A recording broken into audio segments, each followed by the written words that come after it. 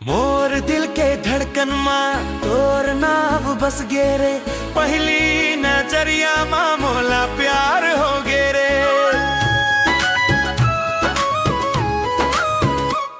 तोर नैनन के जादू मोला दीवाना कर दे, तोर हंसी के चमक मोरू दुनिया संवर दे। तोर नैनन के जादू मोला दीवाना कर दे, तोर हंसी के चमक मोरू दुनिया संवर दे। गाँव के गली में जब ते घूमत रही थस, मोर नजर तोर ऊपर हरदम रुक जाते। चूड़ी के छन छन मोर दिला चुरा ले, तोर चाल के नशा मोला बहका दे। तोर रंग गुलाबी जैसे बिहान के लाली, तोर बात मीठा जैसे गुड़ के डाली।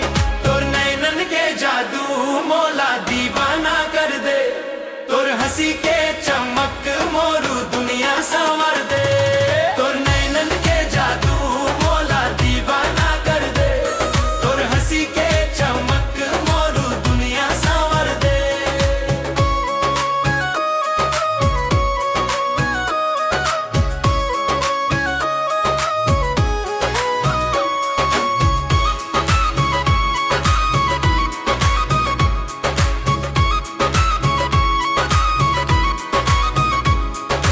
बरसत पानी मां ते भीग के आथे, मोर दिल के अगला भरका थे।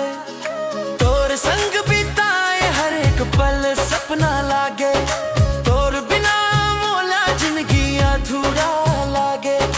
तोर संग हंसना, तोर संग रोना, तोर हाथ पकड़ के जिंदगी भर खोना।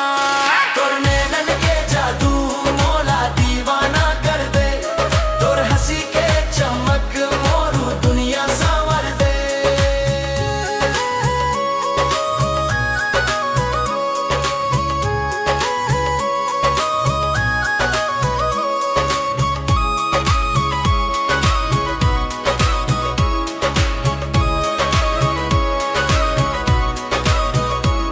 चंदा भी शर्मा जाते तोर रूप ला देख के, तारे भी चमकते तोर नाव ला लेके।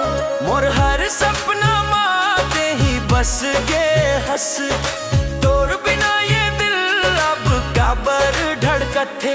तोर नैनन के जादू मोला दीवाना कर दे, तोर हंसी के